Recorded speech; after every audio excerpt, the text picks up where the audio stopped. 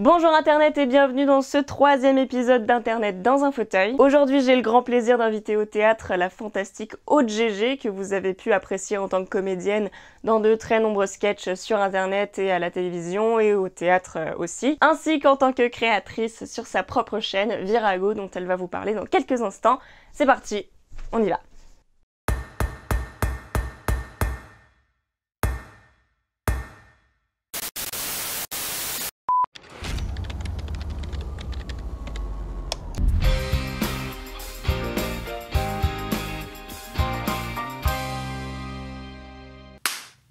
Faut l'ouvrir le plat. Ah,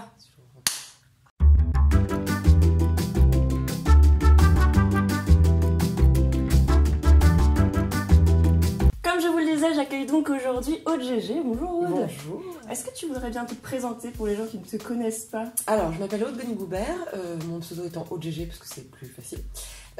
Et je suis comédienne, metteur en scène, et je suis aussi créatrice d'une chaîne YouTube Aude Gégé, sur laquelle je fais des chroniques historiques, humoristiques et féministes sur les femmes qui ont changé le monde et dont on a peu, voire jamais entendu parler. Et le programme s'appelle Virago. Ça fait combien de temps que tu as ouvert cette chaîne? Cette chaîne, je l'ai ouverte il y a 1 an et demi. D'accord. Voilà. Pour quelle raison? À l'heure où on se parle. Et pour quelle raison? Parce que, en fait, on est très peu de femmes sur YouTube. Toi-même, tu sais. Et du coup, je me suis dit, bah, ça serait bien de se lancer avec une chaîne, avec ce que je ne trouve pas, moi, sur YouTube. Et quitte à être une femme sur Internet et avoir déjà peu de visibilité, autant parler en plus de femmes. Comme ça, je fais d'une pierre deux coups. Et voilà. Et donc, je m'immisce au fur et à mesure dans la matrice. Ok. Donc, tu es comédienne, donc férue de théâtre depuis de nombreuses années. Aujourd'hui, je vais parler uniquement à la Aude Gégé spectatrice. Du coup, j'aimerais savoir quelle a été ta première expérience au théâtre, quelle a été ton approche pour la première fois? Bah, ma première approche, elle n'est pas en tant que spectatrice, elle est directement en tant qu'actrice, en tant qu'actrice. J'ai commencé à l'âge de 5 ans sur les planches de l'opéra, où je faisais de la figuration. En fait, j'avais toujours besoin d'enfants figurants à l'opéra. Et donc, à 5 ans, ma première expérience dans un théâtre, c'est vraiment d'entrer et de répéter. Donc, d'être tout de suite dans le jus. C'est incroyable. Et donc, c'est comme ça que j'ai su immédiatement, je pense, dans 4 secondes, que c'était le métier que je voulais faire. Ok. Donc évidemment, j'ai vraiment eu une approche par les coulisses, par l'à côté. Donc peut-être une vision tout de suite assez organisée et pas forcément un émerveillement de spectateur, plutôt de voir tout de suite que c'est un métier, que c'est un travail, qu'il y a beaucoup de corps de métier qui gravitent autour. D'accord, c'est intéressant d'être dans le bain directement à 5 ans, c'est assez incroyable. Est-ce que ta vision du théâtre du coup a évolué avec les années? Énormément, parce que moi j'étais persuadée, mais je pense comme beaucoup de jeunes gens, que le théâtre c'était forcément la comédie française, c'était forcément un théâtre hyper classique.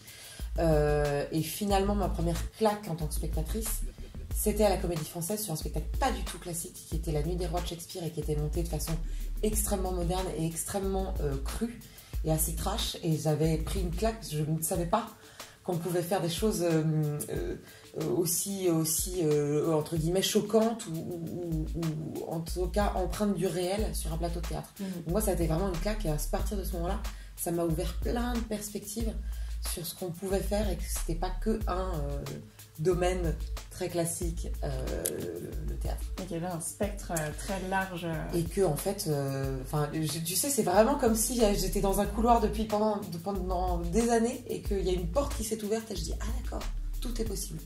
Et moi, c'est à partir de ce moment-là que je me suis mise à tout voir, à être hyper curieuse, à être au théâtre tous les soirs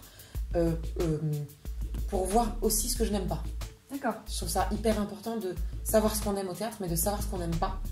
Et donc, pour ça, il faut tout envisager et après faire le tri. Ok, en parlant d'aller tout voir et d'être curieux, aujourd'hui on se retrouve dans un cadre particulier puisqu'il s'agit du Festival d'Avignon, l'un des plus grands festivals de théâtre au monde. Et toi, il me semble que tu es... Est-ce que c'est pas le plus grand? Je sais pas. sais pas trop. Moi non plus. Moi, je pense que vous aimez bien dire, mais on sait pas. Je vais être chauvine et je vais dire que c'est le plus grand. D'accord. Alors on va dire que c'est le plus grand festival de théâtre et d'art vivant au monde. Là, cette année, on est à plus de 1500 spectacles sur le mois, donc c'est trop énorme, c'est trop. Ça pose des problèmes. On pourra en parler dans un prochain épisode d'ailleurs. Toi, ça fait des années que tu viens. Est-ce que tu peux me parler de ton expérience en tant que festivalière? Eh ben, c'est pareil. Moi, j'ai commencé en juin au Festival d'Avignon. La première fois que je suis venue, c'était en juin. Et à partir de ce moment-là, j'ai dit ok, toute ma vie, je viendrai au Festival d'Avignon tous les étés. Donc pour moi, c'est vraiment un endroit sacré, un moment que je ne raterai pas dans ma vie. Et je viens maintenant une semaine en tant que spectatrice tous les ans. Et je suis un peu boulimique, donc je vais voir 4 à 5 spectacles par jour. Voilà, tous les jours. Donc je fais une espèce de marathon, plus ou moins qualitatif d'ailleurs. Mais voilà, j'essaie de voir beaucoup de choses. Comment tu choisis tes spectacles? C'est toujours le problème. Il y a entre la curiosité attisée par des titres ou des affiches, le bouche à oreille. Je crois que c'est ce qu'il y a de plus important à Avignon, c'est quand même le bouche à oreille. Moi, personnellement, je viens toujours la dernière semaine, parce que c'est une semaine où les spectacles sont installés et on sait ce qui a marché, ce qui n'a pas marché. Et donc c'est un peu plus facile de faire le tri ou d'avoir des échos des spectacles. Donc c'est principalement le bouche à oreille, l'intimidation des gens qui paradent et qui disent viens voir mon spectacle. Et donc parfois je n'ose pas dire non, donc j'y vais. Voilà, il y a aussi ce phénomène de quand on sort d'un spectacle, qu'on en a un dans 3 heures et que on a un trou au milieu et qu'on se dit tiens, j'ouvre le journal du off et hop, je cours dans une salle, je sais pas ce que je vais voir. Et parfois c'est la bonne surprise. D'accord, c'est intéressant de manière de faire. Tu ouvres vraiment les perspectives de partout, quoi. Bah, typiquement hier j'avais vraiment un programme précis. Puis à un moment donné j'ai vu que j'avais un créneau, j'ai couru et j'ai pris ma claque théâtrale du festival. Et c'était quoi? Et c'était nous sommes les petites filles des sorcières que vous n'avez pas pu brûler. Voilà, nous sommes les petites filles des sorcières que vous n'avez pas pu brûler. Le titre est particulier, mais j'ai pris une claque de 4 actrices extraordinaires qui parlent de féminisme et du droit des femmes à travers les grandes périodes et les grandes lois fondatrices du droit des femmes, et extraordinaire spectacle. Alors que vraiment j'y suis allée entre deux parce que j'avais un créneau. C'est ça aussi la magie très belle des 1500 spectacles. Ok, en parlant de féminisme,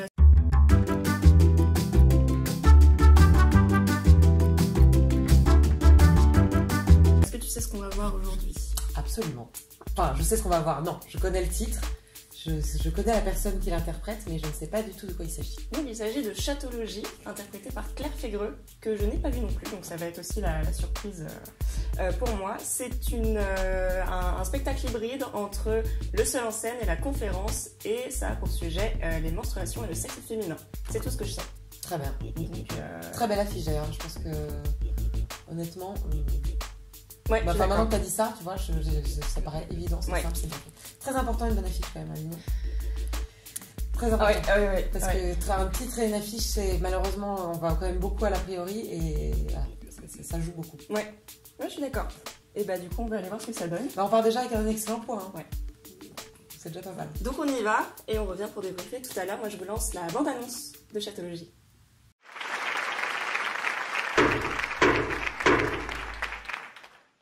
Bonjour, alors Chatologie, c'est un spectacle qui est à mi-chemin entre le seul en scène humoristique et la conférence, et ça parle de menstruation. Parce que comme chacun sait, on vit dans un monde où ça y est, les règles, tout le monde est hyper à l'aise avec le sujet. On est aussi à un moment assez chouette parce que par exemple tout ce qui est WC, c'est hyper bien configuré pour les personnes qui ont leurs règles. Mais c'est aussi un moment où tout le monde sait enfin localiser le clitoris. Et puis une belle époque parce que par exemple tout ce qui est injonction faite au corps des femmes, ça a complètement disparu. Tout ce qui est harcèlement sexuel a complètement disparu également. Hein. Et puis par exemple, comme vous l'avez peut-être entendu, le mouvement MeToo n'a pas atteint la France parce que nous on avait bien anticipé. Enfin bref, une belle époque, on est à un moment où par exemple le planning familial croule sous les subventions. Et puis pour le plaisir, disons-nous aussi que Laurent Wauquiez veut augmenter le RSA. Bref, Vous l'aurez compris, il y a encore 2-3 trucs qu'il faut changer dans notre monde. Il y en a encore plus que ça, mais moi, ma petite pierre à l'édifice, c'est ce spectacle, entre autres. Donc ça s'appelle Chatologie. L'idée, c'est de démystifier tout ce qu'on croit savoir autour des règles, de passer un moment assez jouissif pour les personnes dotées d'un utérus, parce qu'enfin, on a le droit d'en parler. Et puis, pour les personnes dotées d'un pénis, et ben, vous êtes complètement les bienvenus, parce qu'il est temps d'apprendre des trucs et que vous aussi, vous soyez hyper à l'aise avec le sujet. Donc c'est à 11h du matin au Pandora, et en plus, on est super bien assis. Venez. Alors, qu'en as-tu pensé? Ah, mais c'était super. Enfin, c'était super, la super critique de théâtre. C'était super, bisous. Non, c'est intelligent, c'est ludique, c'est extrêmement bien mené. Moi, elle m'a bluffé, Claire Fégreux. Parce qu'à l'origine, il ne me semble pas qu'elle soit comédienne. Et vraiment, elle tient son sujet de bout en bout avec beaucoup de conviction, d'engagement. C'est très engagé. Et en même temps, on apprend plein de choses. Moi, j'ai passé un excellent moment. Sachant que c'est pas évident d'aborder ce sujet-là le matin. On a vu ce spectacle le matin. À 11h. Voilà. Et vraiment, moi, elle m'a étonnée, elle m'a bluffée. Et je trouve que c'est un spectacle important. Je pense que ce serait quasiment d'utilité publique. Ce serait bien que ce spectacle tourne dans les écoles ou dans les collèges et que les hommes comme les femmes le voient. Ouais. Je suis d'accord. Et même on a un homme derrière nous qui cadre et qui nous a témoigné qu'il avait appris beaucoup de choses. Et oui, surtout pour les hommes, c'est important. Après, pour les femmes, moi, j'ai appris aussi des choses. Personnellement, j'ai vraiment découvert des informations. Donc, comme quoi, mêler le côté l'utile à l'agréable, voilà, le fait d'avoir un spectacle et que ce soit bien mené, bien joué, et que ce soit intéressant en plus et que ce soit pédagogique. Je pense qu'on part sur un combo gagnant. Si tu devais résumer le spectacle dans sa structure, présenter un peu pour les gens qui ne connaissent pas. C'est vraiment un spectacle conférence, elle le précise au début et je trouve que c'est bien trouvé. C'est vraiment un spectacle conférence sur les règles et toutes les étapes de la vie d'une jeune femme et tout ce qu'on en sait, tout ce qu'on n'en sait pas et tous les mythes et les fausses croyances qui tournent autour de ça. Et les tabous. Et les tabous, c'est ça. Si tu avais un moment du spectacle qui t'a particulièrement qui a retenu ton attention? Je veux pas spoiler, mais moi j'ai beaucoup aimé un grand moment de sincérité où en fait elle parle très simplement de la liberté à disposer de son corps et donc qui est un principe fondamental du droit des femmes et qui est un sujet qui me touche particulièrement. Je pense qu'elle a un propos de fond qui est que en mettant une injonction de la femme qui a ses règles et qui donc est plus fragile, elle explique qu'au contraire en fait les femmes qui subissent de syndrome prémenstruel, enfin toutes les galères que peuvent engendrer les règles sont d'autant plus fortes de subir ça et en plus de mener carrière, vie de famille, travail, etc.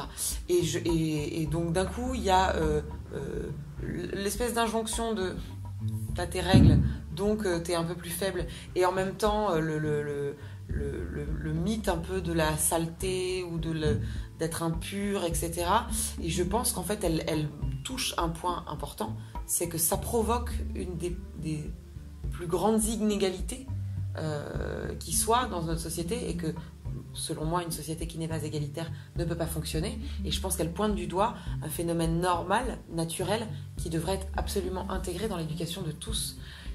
Et ça, je pense que ça alignerait les rapports sociaux. Mais c'est vrai que je trouve que c'est vraiment très bien amené du côté... Parce qu'elle se moque un petit peu des hommes qui ignorent ce genre de choses, mais très très légèrement. Et honnêtement, je m'attendais à ce qu'elle agresse, c'est pas le mot, mais à ce qu'elle titille un peu plus les hommes. Et au final, c'est fait avec... pas mal de bienveillance et d'autodérision. Non, mais c'est très pédagogique. Oui. Et il faut aussi dire, parce que j'ai l'impression qu'on l'a pas trop dit, mais que c'est très drôle. Oui. Parce qu'elle fait beaucoup de vannes, parce qu'elle a une énergie folle et qu'elle a vraiment un sens comique et de la rupture qui est vraiment... Ça emporte pour moi le sujet. Et si tu avais une critique constructive à émettre? C'est toujours difficile à chaud quand on sort à l'instant d'un spectacle, surtout que, en l'occurrence, moi, il m'a vraiment enthousiasmée, ce qui n'est pas toujours le cas et je suis assez mauvais public. Donc là, quand j'en sors enthousiasmée, j'ai pas tendance à voir la petite bête. J'ai tendance à plutôt pas gâcher mon plaisir et à être contente. Donc pour l'instant, voilà, peut-être que dans 2 heures, je me dirai ça pourrait être mieux. Mais là, je suis plutôt contente. Alors, un petit mot pour le Pandora qui accueille ce spectacle et plein d'autres spectacles. Je tiens à les remercier du fond du cœur pour nous donner ce petit espace pour qu'on puisse tourner ici, parce que Dieu sait que trouver un espace calme à Avignon en période de festival, c'est très compliqué. Donc merci à Gilles et Ludivine pour leur travail. Le Pandora, donc c'est un cinéma qui fait théâtre également pendant la période du festival. Bravo à Ludivine qui fait une programmation toujours très diverse et très qualitative. Qu'est-ce que tu en penses? Absolument. C'est le 3e spectacle cette année que je vais voir au Pandora et c'est toujours, et l'année dernière aussi, et c'est toujours de qualité. Ouais. Merci d'être venu. Merci à toi. Et puis à bientôt. Puis aller au théâtre. Oui, et aller au théâtre, surtout. Salut!